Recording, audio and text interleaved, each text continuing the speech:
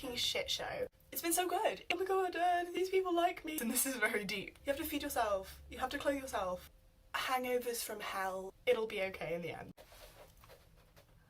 I don't know how to start this. Hello lovelies, I didn't see you there. I haven't made a non-music video on this channel in a really long time, and if you went to my old school then you will know that I used to make YouTube videos all the time. I went through a phase of finding them really embarrassing and not wanting to talk about it, but to be honest, I was actually quite iconic. Over the summer, and especially since being at uni, I've kind of wanted to start doing it again. So I thought, why the heck not? But today, as the title suggests, I'm here to have a natter about how starting uni has been, some things I've gone through, some things I didn't expect, and it's gonna be a get ready with me. You may wonder what I'm getting ready for. I'm getting ready for a really boring lecture. So the only thing that's gonna, I don't know, brighten up the whole experience is when I go to the loo in the break in the middle. I'll be like, oh, she snatched. Let's frickin' start. Let's kick things off. The best thing about university is clearly having a sink in your room.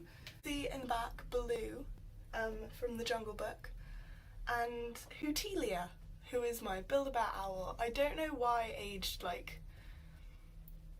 12, I thought that was just the best name possible. I do have some notes because I'm actually an influencer. The first thing, while I start doing my face, is something I didn't expect to hit me so hard, hit so different, is that for me at least, the first legit 48 hours of being here, by the way, I'm at the University of Manchester, if you didn't know, it's 2 weeks until the end of the first term, so, but my first 24 hours, 48 hours being here were a fucking shit show, and not because of anything anyone else did. I was just so, like, overwhelmed. You know, a few of my flatmates were already here when I got here and they were so lovely, and like my room was fine, everything was like going to plan, but I was just hit by this wave of like not wanting my mum to go and just feeling so like, it all just hit me. I was like, shit. And I think like, you know, my mum was like worried about me, and a couple of my friends from home were worried about me, and they're like, shit, is this gonna hit her? And basically after the first couple of days, it didn't. I feel like I got it all out of the way. Like I got all of my emotional turmoil out the way in those first couple of days, just feeling so at sea. And then once I got a bit more settled, really quickly, basically, and I started to feel a lot happier. But that first couple of days was just like shit, like. But often from that, the next thing is that how important it is to have your own space and a space that you like. Like I brought so much shit from home to decorate with, and then I bought more stuff. Like I bought posters here, I bought my houseplants, I bought this absolute beast, Barbara. I'm really growing my family here. Linking to like how I felt so overwhelmed at first, the kind of way that ended so much was me feeling at home in Manchester and in my accommodation, and so much of that I owe to just having a room that felt like my room. So because I brought so much stuff, it basically felt like I'd squished my room into a much smaller little room without plastered walls. So like the accommodation I'm in at Manchester, I think has the smallest rooms of all the accommodation.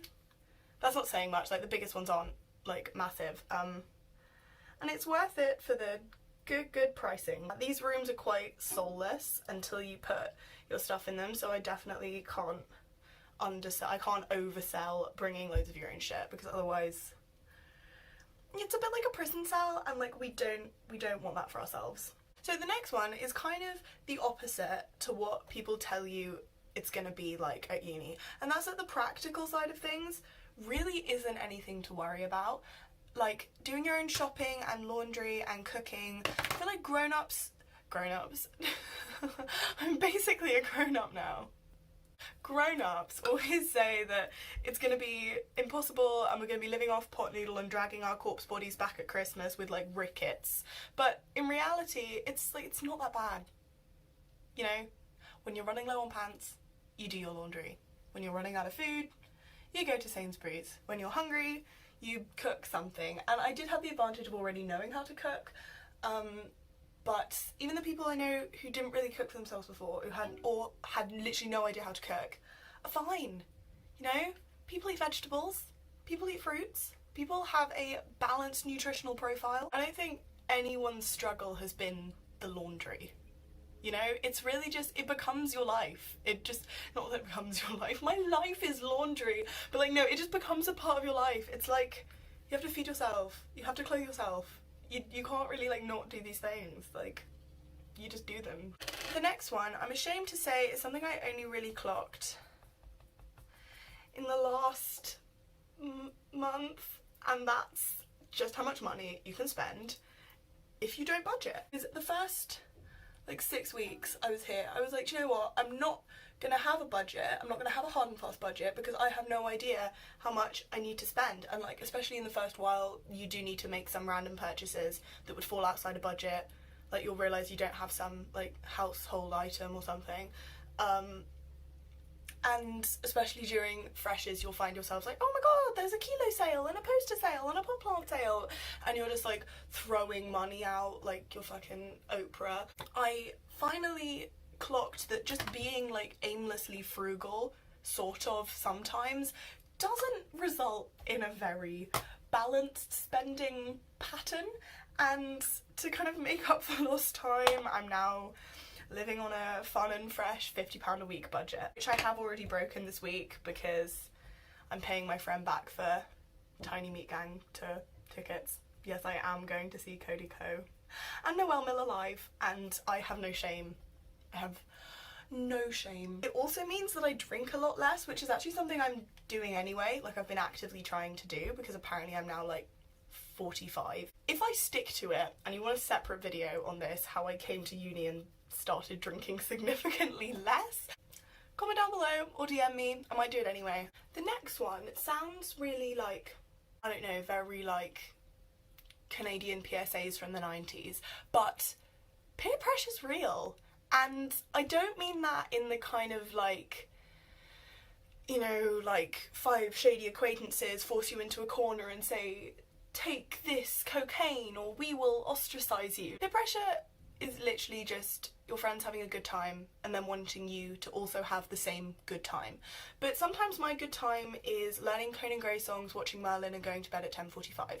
Like, sometimes my good time is drinking water at prees and then crying over Call Me By Your Name once everyone's gone out. You kind of just have to figure out what your own best time is and do it. And obviously sometimes you will do things that you'd rather not do because it's with people that you care about and you want to like spend time with, and that's different. But like if you don't fancy it, don't do it. Like, you literally don't have to. And I've point blank like refused things, and the more you do it and say just, you know, I'm just not in the mood, or like, you know, I just want to have an early night, the more people realise that A, it's not personal, and B, there's no persuading me. I've activated my strong ass stone ice bitch woman, and like, I'm sorry, if I've set my sights on like RuPaul's Drag Race and hot chocolate, I'm not buying a ticket to this club event. The way I see it is that I want to do the things that have the biggest short-term and long-term positive effect on my life. And for me personally, that means lots of kind of early nights and not going mad all the time, because I have the body of a 30-year-old and get absolute like hangovers from hell, like brain fog the whole day, headache, nausea. If I have a heavy night, I now can't get up before like 11, and I hate that because I'm always an early riser and it just throws me off kilter, and I can't live that way. I'm very lucky to be in the flat I'm in because everyone's really friendly and we do stuff together. Everyone wants to do stuff together. You don't have to do everything all the time. You're only one person, and you have your own goals, your own aims, your own other facets of your life that don't revolve around social things. And basically, I like my own company a lot.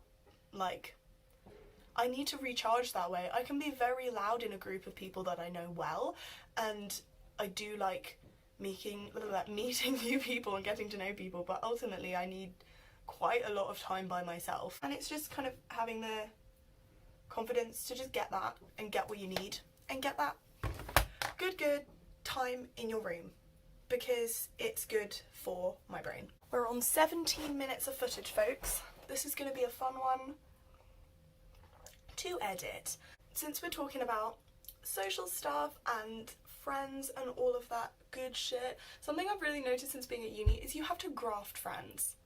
You have to graft new friends like you're trying to date them. It's weird because like I haven't had to make friends since like I was 11 going in secondary school, because I stayed at the same school for 7 years, and I think lots of people have had the same thing.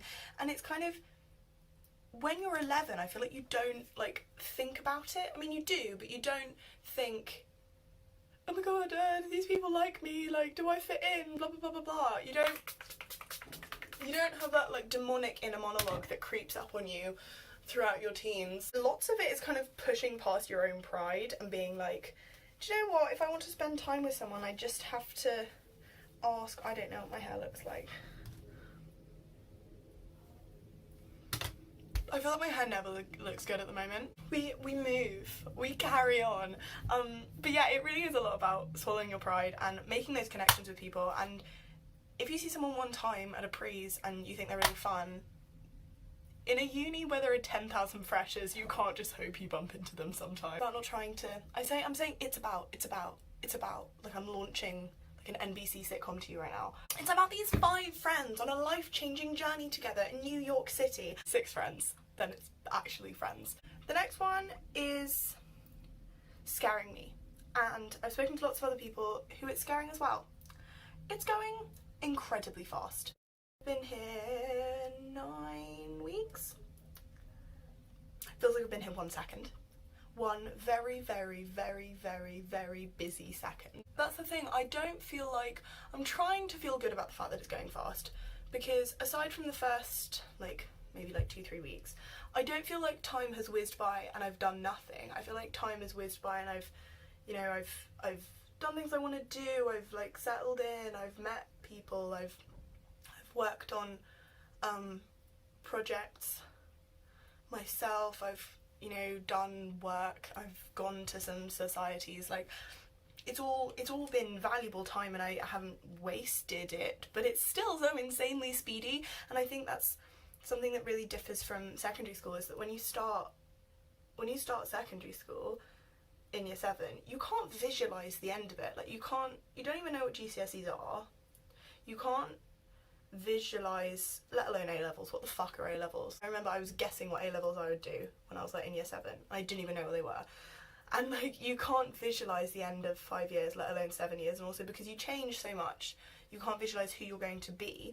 And of course you change so much throughout the course of a university degree, but I can visualise the end of it. Like I know that the bulk of my grade is going to be a dissertation, and I know sort of what format that takes, and I know I'm going to be very different to who I am now, because I was very different, at the start of A-levels, at the start of GCSEs, blah, blah, blah, blah, blah. But you can see the end of it, because 3 years really isn't that long, and I'm sorry if I'm inducing university panic in anybody, but like, we're going to be here 1 hot minute. Time flies when you're having fun. If this was dragging on and I was like waiting for nothing but Christmas and I felt like I'd been here forever and that I was trapped in a hell realm from which I wish to escape, then that would be the worst possible situation. So to feel like things are whizzing by, but I'm also taking advantage of them, is a good situation to be in. So it's not scary. It's not scary. No.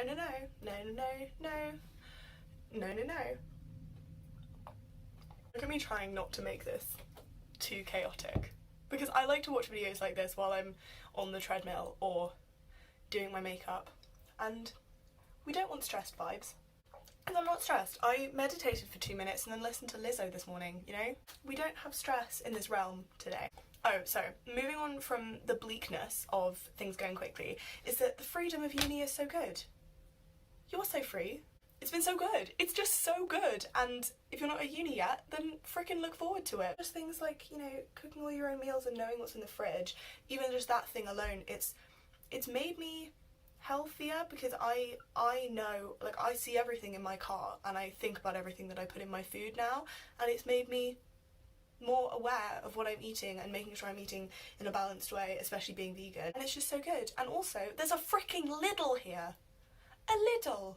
We didn't have a Lidl nearby at home, so I shopped at Tesco, and for the first while here I was shopping at the massive Sainsbury's, because there's like a fat Sainsbury's near the accommodation. But I've started going to this Lidl. It's like a medium-sized Lidl, but it's 59p soy milk.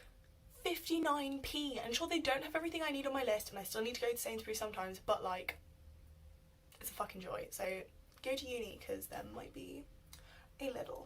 I don't know what look I'm going for here. Why am I saying Luke? I kind of go for the same thing all the time, because orange and pink. Are there other colours? Some say there are.